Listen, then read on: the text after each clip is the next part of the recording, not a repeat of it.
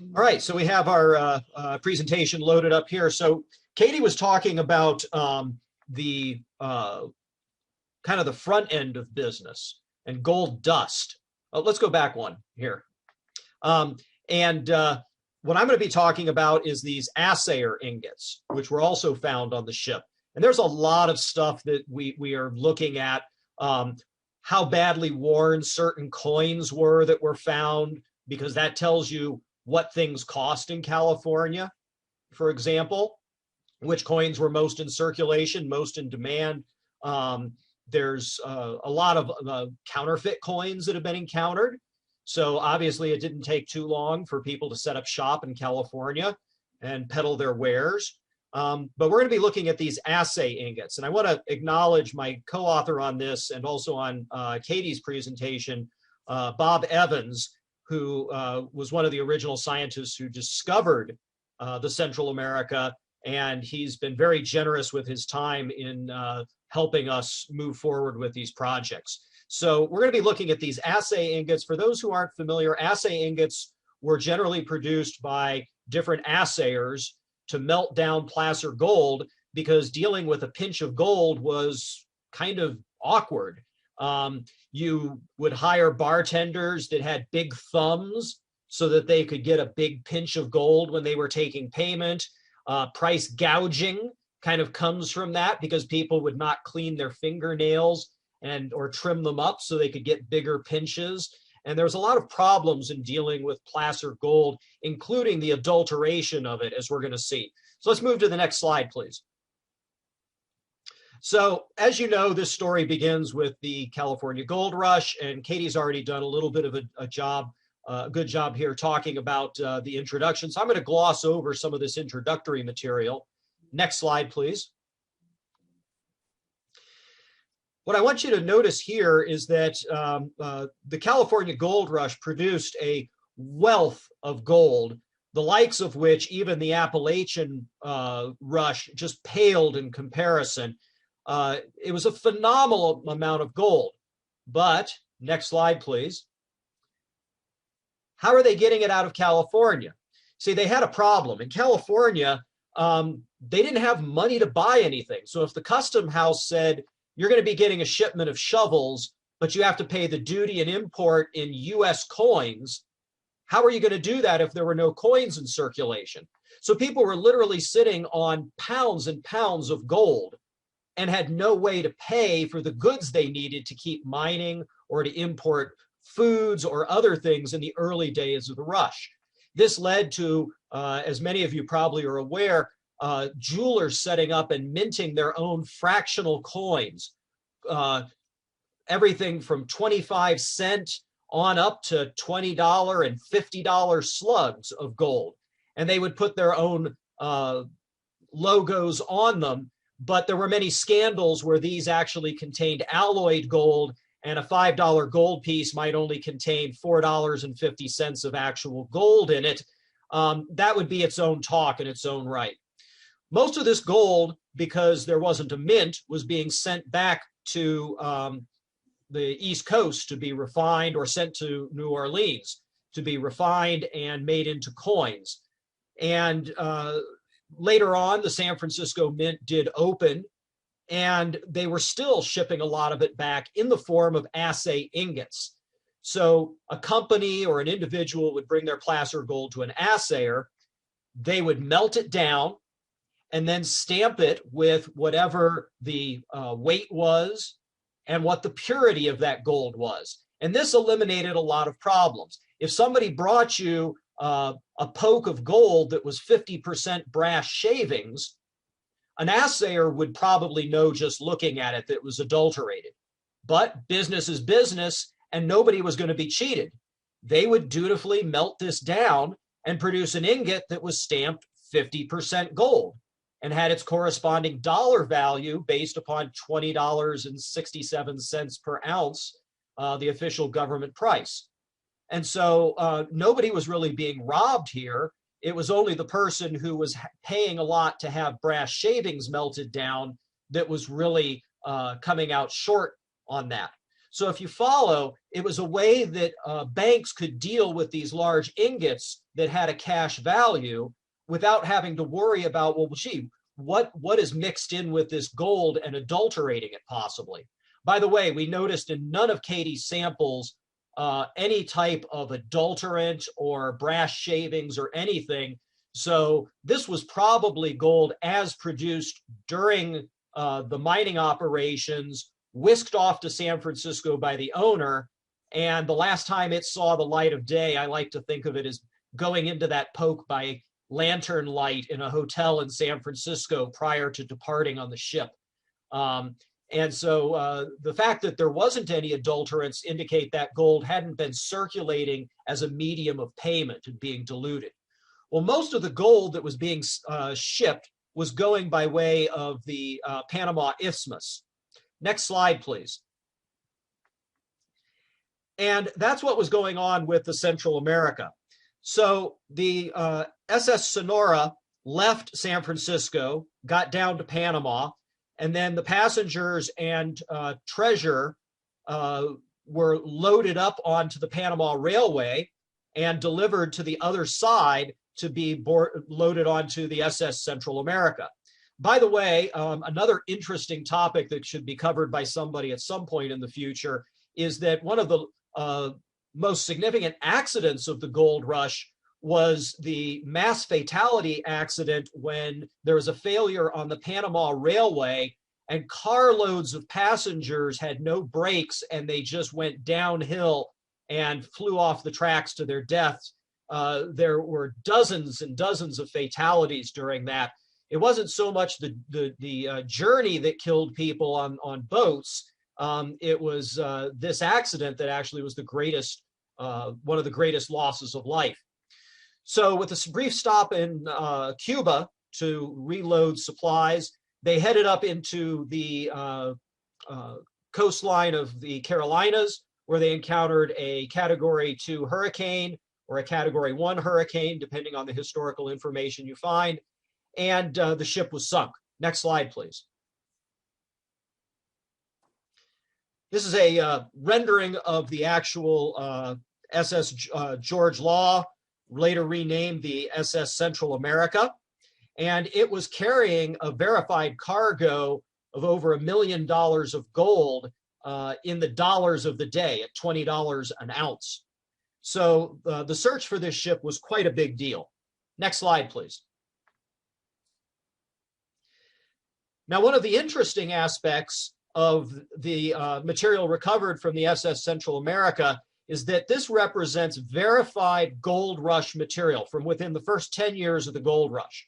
If I go to a museum collection and they say, oh, this is a genuine nugget that came from the gold rush, you don't know. It could have been mixed up in the collections. Well-intentioned people over the years could have used vinegar to clean it up, thereby altering the surface chemistry. You don't really know the provenance of a lot of the artifacts that are supposedly gold rush artifacts. But from this ship, you know it. Now, what you're looking at here is a photograph from Bob Evans of one of what they've dubbed the passenger piles. And this will be hopefully a future talk to the Mining History Association at some point at one of our future meetings. But the passenger piles, as you can see, there's at the bottom in the center, there's a crucifix or a cross. Above that, there's a brooch with a large nugget. You can see somebody's gold ring. And you can hazard a few guesses what those greenish objects are, but I'll spill the beans here. Those are old, early photographic plates. And I can never pronounce the word right, daguerreotype photos, but they found these in a lot of the passenger piles. So one would like to think that this is where some corpse lay and that gradually was eaten by the fish. But these were probably actually carpet bags or personal chests that had been filled with photographs and personal items of value for the journey and had been left behind when people were either rescued or went off to their fate in the hurricane as the ship sank. So there's incredible information here, even just trying to find out who are the people in these photographs. We have passenger lists. There's no L. Darcy from the name on the Pope listed on the passenger manifest. But any of you who have seen the ship Titanic or the movie Titanic know there was no Jack that was on the manifest either, because he swapped tickets with somebody. This is a great mystery. I don't even know why people read fiction. The truth is so much more interesting here. But we'll be talking about passenger piles in a future talk. Next slide, please. What we're going to be looking at is these large assay ingots. Next slide, please. And just like me and most geologists, they clean up well once you get them under a shower and out of the field. And this is a picture showing hundreds and hundreds of ounces of these assay ingots. And I'll show you some close-ups in a minute here. Next slide, please. Now, we know roughly what the distribution was of the ingots that were recovered from the shipwreck. And Kellogg and Humbert were the big boys on the block.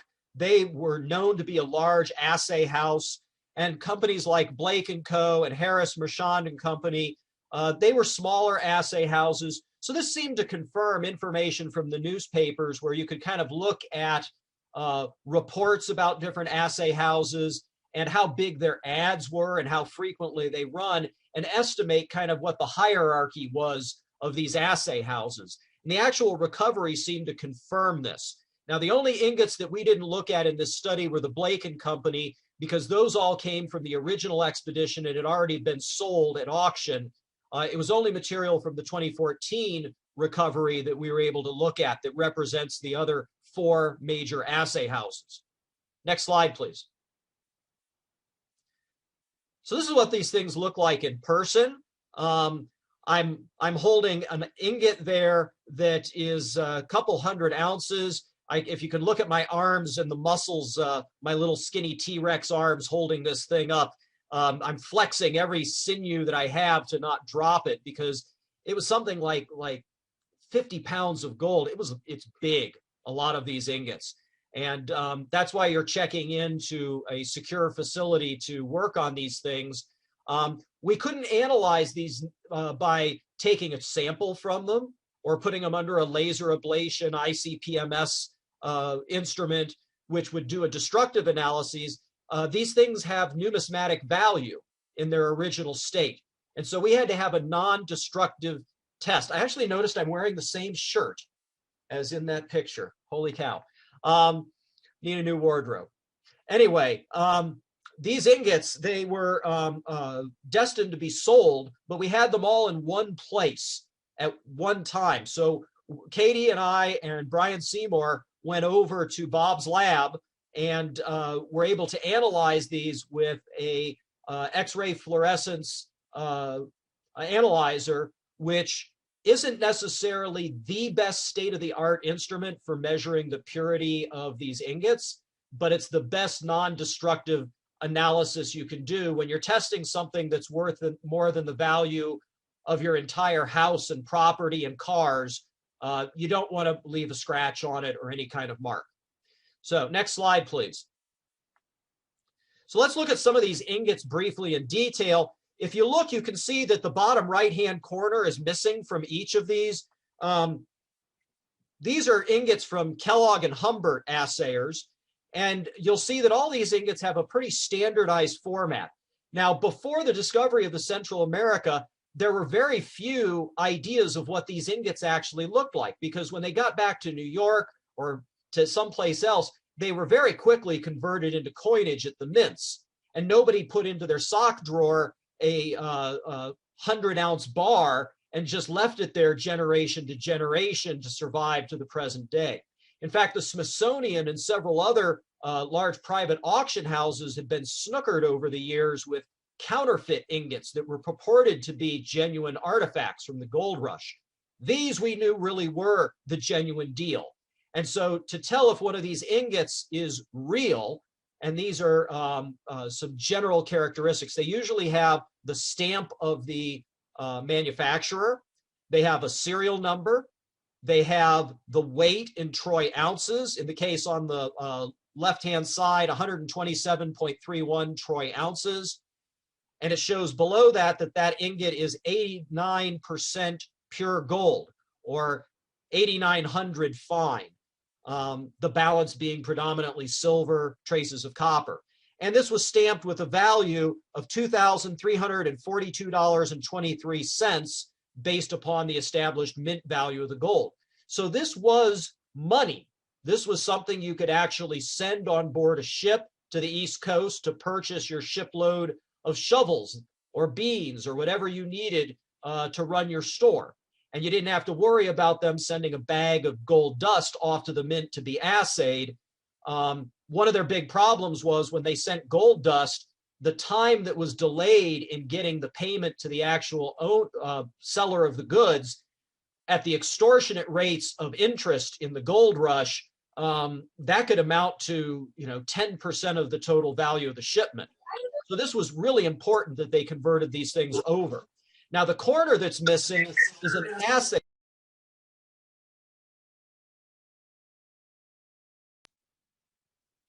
Can you hear me?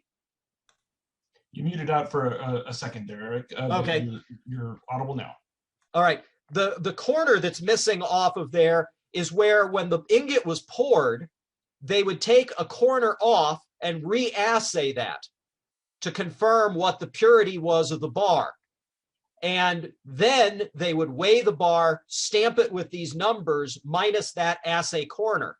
And that assay corner was not there on a lot of these counterfeit ingots that were popping up in the 50s and the 60s and the 70s, claiming to be the genuine artifact, because nobody knew what these things looked like. They didn't know how to forge them.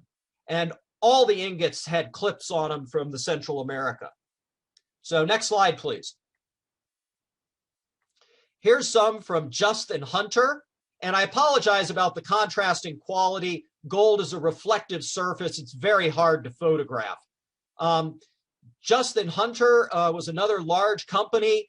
Hunter ran the operations out at Marysville, and Just had run the operations in San Francisco, where they had recently expanded operations. More about that in a minute. Next slide, please.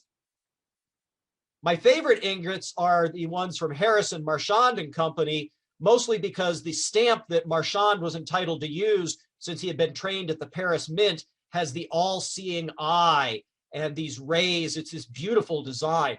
Now you might say, well, wait a minute, it doesn't have the stampings of the weight or the dollar value or things like that. The smaller ingot, if you want to call it a small one, if you look at the size of the quarter next to it, had it stamped on the back and on the sides. If you want to write War and Peace, you need a big piece of paper.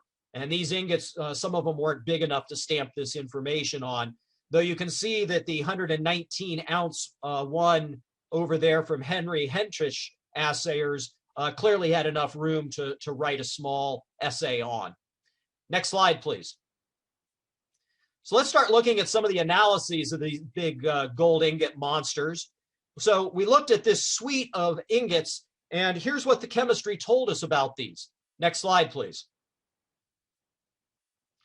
The first thing we looked at was we looked at the purity of the gold using our modern analysis instruments.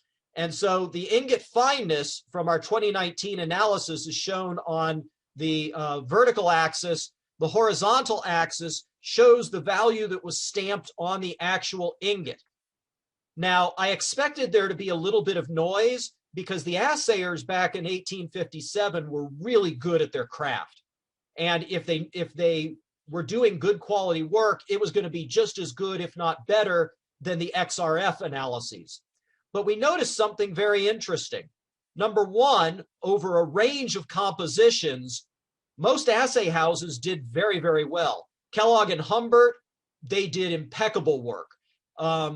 Harrison Marchand, there was only the one ingot, but it fit really close to the one-to-one relationship line. The same with Henry Hentsch. The values were a little bit more variable, but where it really had a problem was the Justin Hunter ingots. Now, we know that the ingots didn't preferentially change their chemistry on the seafloor because all of them would have had an effect. It was just these Justin Hunter ones. And what we noticed was the three ingots that didn't lie on the line all had serial numbers that corresponded to the gold that came from the office in San Francisco. The other sample that came from Marysvale had good quality work. So it seems there was just this one branch of Justin Hunter that had issues. Now, the light blue lines show the composition of average California gold. And so compositions from about 88% purity on up were considered normal. And you can see that the Harrison Marchand, one of the Kellogg and Humbert, and the 3 Justin Hunter San Francisco ingots, they all had values much lower than you would expect for California gold, natural California gold. Next slide, please. So we looked at those in incredible detail, looking at the copper and zinc concentrations. And we found out that all of them had a 60-40 copper to zinc ratio, which is a spot-on match for Muntz metal, or what's otherwise called marine brass. Now, any student of the gold rush will know exactly where they got this marine brass. This is a picture of before they filled in the little embayment that's now where Market Street and some of these other places are in San Francisco. There were hundreds of abandoned boats in San Francisco Harbor, and there was a huge industry scrapping them out for brass. So marine brass is what they would have been using, and you should imagine somebody trying to get a few more bucks out of their gold, scraping down some of this brass and diluting it into the gold dust, until eventually some merchant had a big parcel of it and said, well, I'm going to send it in and get it made up into an ingot. And they did, and they got a lower yield than they were expecting because they didn't know there were brass shavings in it. So next slide, please. This is just a quick map here showing you one of my favorite maps of San Francisco, which shows you where the Yerba Buena Cove used to be and all the shipwrecks that are now underneath downtown San Francisco. So marine brass was not something that was hard to come by. Next slide, please. And I'm getting very close to the end, so we'll have some time, hopefully, for a couple questions. We also saw that the lead and tin ratios that were found in the gold ingots fit within the shaded fields you see here, which is the common alloys for solder. And this was interesting. We don't know what role solder might have had in the process of assaying, but since it was in all the ingots, we think this was an industrial contaminant, in particular, probably lead from the assay houses because it's used in the cupellation process. Next slide, please. Now, there'll be a short quiz on this later. Don't worry about these numbers too much. Look at the column that says PD, palladium. Now you can see that the only palladium traces that were found were in the Kellogg and Humbert ingots. And so it's unlikely that traces of palladium, as Katie found in the Yuba River samples, that only Kellogg and Humbert was analyzing just samples from Yuba River. It's very uniform concentrations of palladium contaminants. And if you look at the ingot numbers, they're all over the place. So it wasn't just that somebody brought one ingot in to get made. These were ranging over the course of hundreds of different ingots. And so we think this represents an industrial contaminant. The Kellogg and Humbert, which is one of the leading firms, was using high quality platinum element tools, which are high temperature tools during their assay process. So there's a lot of interesting things we've been able to tease out of this. Next slide, please. Basically, the synopsis here is that the adulteration of gold dust with brass seems to be confirmed by our work and seems to be quite common in a lot of these assay ingots. 5 of the 14 had this, including from some of the top assay houses. But it wasn't their job to say, hey, you've adulterated this placer gold. They would melt it down and stamp it with the purity of the material they were given. Nobody was getting robbed. There's the tin, lead, and platinum group elements, which seem to be related to industrial contaminants and the specific processes associated with the assaying. And then Justin Hunter had problems with their San Francisco office in 1856 and 1857. And if you read through a lot of the notes in Owens' 2000, California Coiners and Assayers, you'll find a lot of information and contemporary newspaper accounts about how Justin Hunter had just opened the San Francisco office and were swamped with business and novice assayers. And I have a suspicion that Just might have just upped the values a little bit so nobody got shortchanged knowing he had temporary help working for him. So next slide, please.